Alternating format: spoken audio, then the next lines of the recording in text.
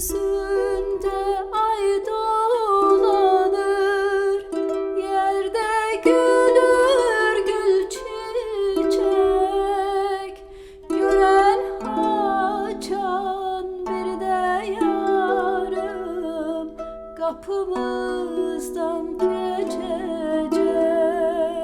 Gören açan bir de yarım kapımızdan geçecek. Küsüp gitti yarım benim, yollar battı dumana.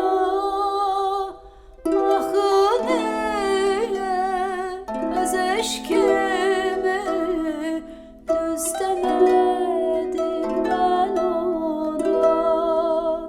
Ah niye öz eşkimi düz demedim ben ona.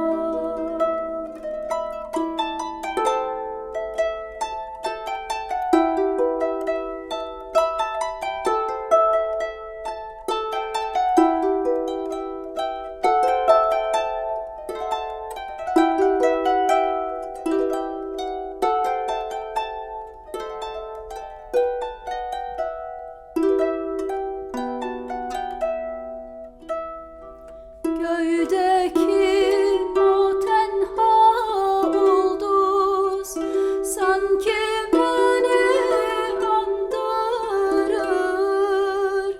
Düşündükçe hicran oldu, yüreğimi yandırır. Düşündükçe hicran oldu, yüreğimi yandırır. Belki indi gem içinde bakır da yollara.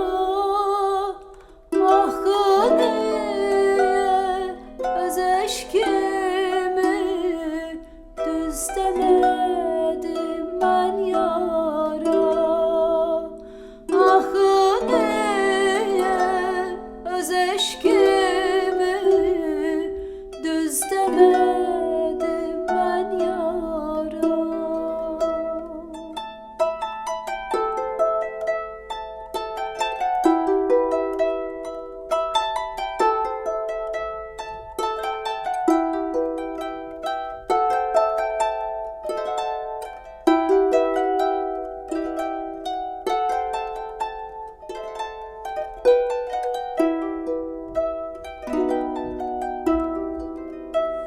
Bakacak mı gören gelip pencereme bir de yar. Yüreğimi saldı benim, bir salmaz derde yar. Yüreğimi saldı benim,